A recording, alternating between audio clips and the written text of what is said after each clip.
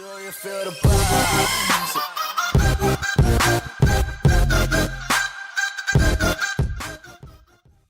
What's up, YouTube? It's Carolina Calvin coming back to you with another video. And I know I said I was going to do the Jacksonville Jaguars Pittsburgh Steelers game. I still plan on doing that video, but just a little bit later, maybe tomorrow. But I just had to do this game. This is the best game of the entire playoffs, in my opinion. It had one of the best finishes I've ever seen in a football game. You know, Minnesota was, everything was going against them on that last drive. And they somehow pulled out a touchdown. Watching that was crazy. Honestly, I should have made a video directly after, but I wasn't at home when I watched the game. I was at the bar, so couldn't do it then. But I was like, okay, I'm doing a video on this one. And I said in my video that depends on what happens, I may do a video for one of these other games. And it turned out this game was amazing. It started slow with the Vikings really dominating the first half, but it really turned around. I'm going to quickly get into the numbers, then I'm going to talk about that finish at the end. Starting with the away team, New Orleans Saints. Drew Brees, 25 of 40, 294 yards, 3 touchdowns, 2 picks. He wasn't too good in the first half. He actually had one interception, which was a completely underthrown football. Who was it that picked off? Zendaya for the Vikings. Yeah, he picked it off. It was a really bad throw. Another one that was tipped. The Saints were completely shut out that first half. They really couldn't move the ball that well. Couldn't get points. So, not too good of a first half. The Minnesota Vikings defense was really able to control the game in the first half. Move on to the second half for Drew Brees. He was great. 3 touchdowns. I believe 200 plus of his yards came in that second half. And you really saw him be able to move the ball. He got time in the pocket to throw the football.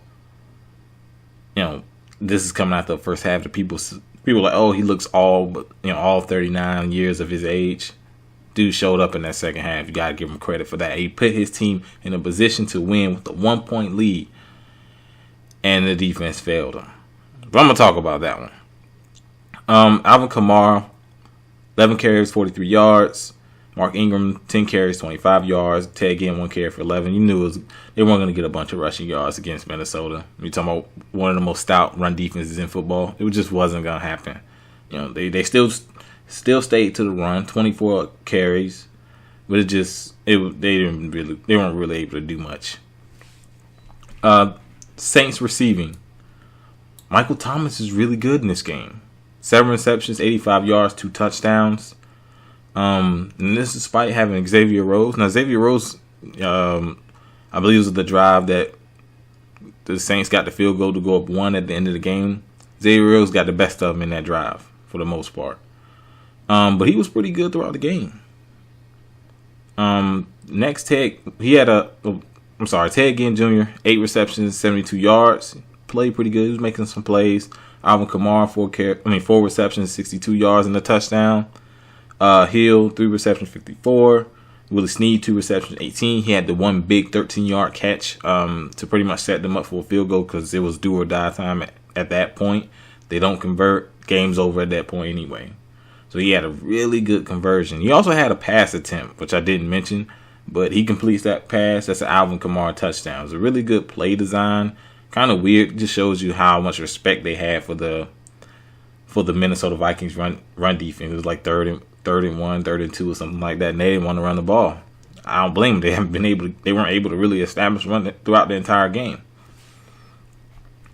Defensively, I think early on they were giving up yards. The Drew Brees interception didn't help because it gave the Vikings a short field. But you saw the Vikings were really able to move the ball early in the game. Second half, the defense really stepped up for the Saints. They got a turnover. They were able to start and get pressure on Case Keenum. So the defense really turned it up in that second half. Unfortunately, DeMarcus Williams, who he completely whiffed on a tackle or didn't want to make the tackle. He was saying something about pass interference or something like that when he just completely avoided Stefon Diggs. Back-breaking. But I feel as though in that second half they played much better football.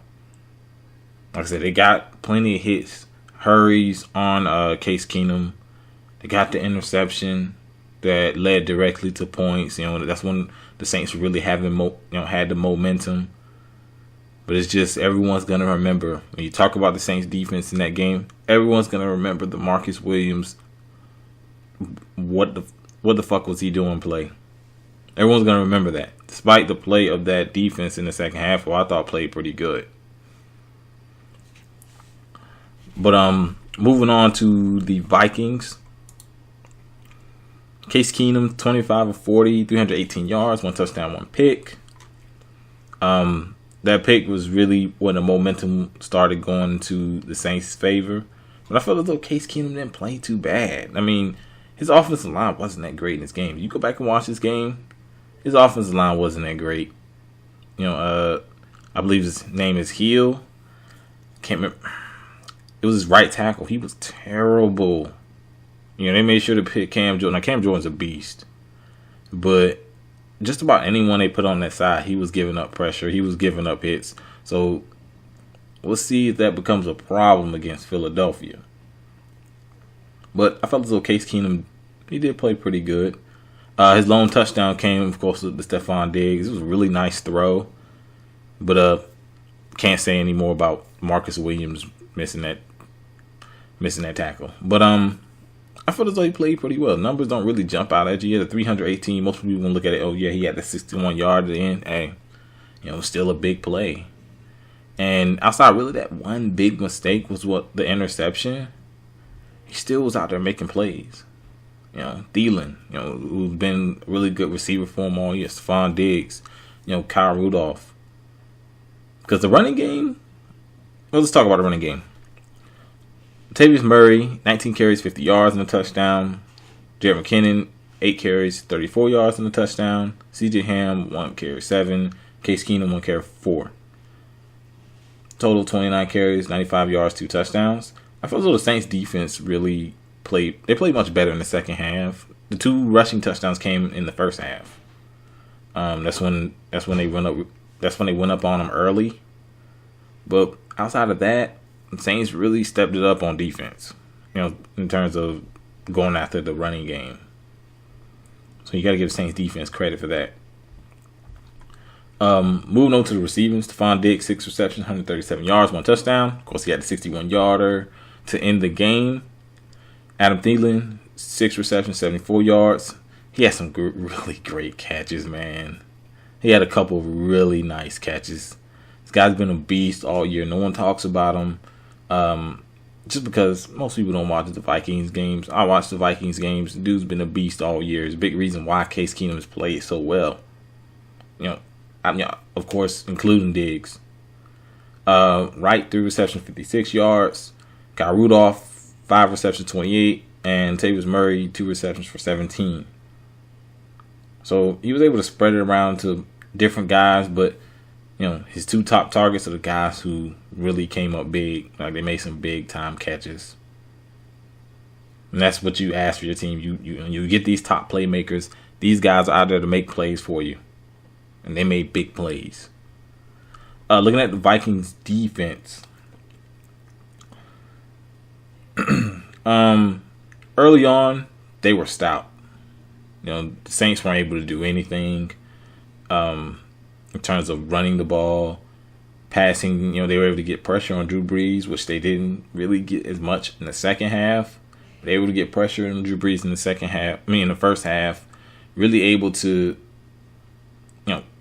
they did a great job of covering the receivers. Of course, that early on that led to a interception, which Drew Brees just completely underthrew it. But it was pretty good coverage. And I felt as though early on, defense was good. They were flying to the football. Second half, Drew Brees settled in. Michael Thomas was making plays. Alvin Kamara, was making plays in the passing game. So I felt as though the Vikings defense still played well. Every yard was still earned. Every single yard was still earned. You saw Drew Brees, he was looking through multiple progressions just because that first guy he looked at, he was covered. And against a team like that, you got to be patient. But then, you got that defensive line, which the Saints' offensive line did a much better job in terms of pass blocking. Now, run blocking, you're not going to do much. Vikings are stout against the run. But I would say it was like kind of the tale of two halves. First half, Vikings defense dominated. Second half, you see the Saints kind of figure them out. They were actually starting to move the ball down the field. The big reason why they started to come back. So, looking at, of course, team stats. Third down efficiency, New Orleans 2 of 9. Most of that was that first half. They were terrible. They were at a point in time, it was like 0 of 5, 0 of 6 or something like that. Minnesota Vikings 10 of 17, third down efficiency. That helps. Penalties. Penalties was a big one. Especially early on, because there were penalties that led to a Vikings score. Matter of fact, there was 2 PI penalties on that same possession, which one of them I don't think should have been called. So penalties did have an effect on this game, especially early on with the I believe it was like 3 PI penalties in the first half against the Saints. So they were giving up a bunch of yards, not a bunch of issues offensively. It was just, I thought there was some questionable calls early on, but they had 7 penalties for 97 yards. Definitely a big effect just because of the penalties that did happen, and it led to scores. And the Vikings had 4 penalties for 30. Not really nothing backbreaking, I would say. But it was just for the Saints early on that led to some points. Time possession, Minnesota 33 minutes 17. New Orleans 26 minutes 43. Big reason, hurry up offense. Drew Brees throw, get you down the field, score quickly. It's just, that's just how easy that guy can do it. But Minnesota, of course, won time possession. Big difference in the game. 2 turnovers to 1, which both the Vikings, the Saints' second turnover, I don't think didn't lead to points, but the first one did, and the Vikings' turnover did lead to points. It was kind of changing momentum, heading towards the Saints' way, which of course led to the comeback. Them eventually getting the lead and unfortunately losing it at the end. And the Vikings head to Philly. Should be a good game. We'll have to see. It's going to be a home game for Philly. It's that play at the end. They had a good game plan when they played it. They were playing the sidelines, keeping that throw from going to the sidelines. And if a guy catches it, they weren't looking to throw it in the middle of the field. They weren't looking to throw it in the middle of the field just because they needed chunk plays. But to give up a play like that, man. Because Stefon Diggs had to jump to get that. But the guy just, you watch that play, it's like, what was he doing? He was trying to avoid the PI. All you had to do was be in front of him. You had to wrap him up, something. He just completely moves out the way. It's definitely a really bad play. And that's why, this whole, I mentioned this on Twitter. This whole win-loss thing when it comes to quarterbacks, where quarterbacks are judged based on wins and losses in the playoffs. In what way can you blame Drew Brees for that loss?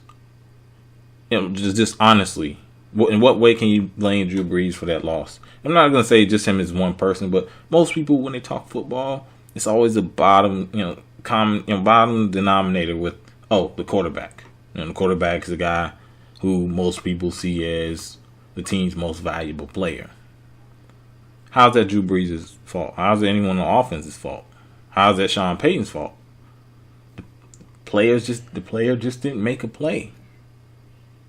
And it's unfortunate because, the guy did an interview and I feel bad for the guy. He's only 21 years old and he's been getting lambasted in by the media. You look all over Twitter, Facebook, whatever.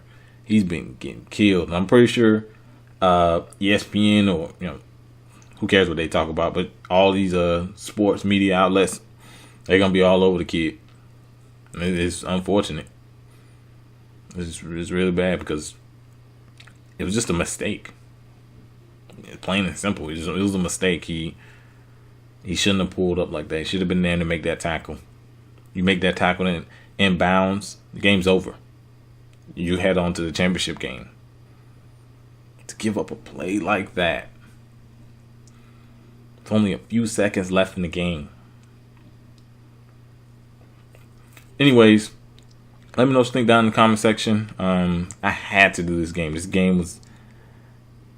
This was the best game of the playoffs. I don't think too many people's going to argue with that. You know, started out slow, but definitely the finish, the way the second half went with the Saints coming back, and then the play at the end, all the great catches. You know, these Minnesota, you know, mainly Thielen and Diggs, but it's some really great plays made at the end, and a bunch of missed plays unfortunately, by the Saints.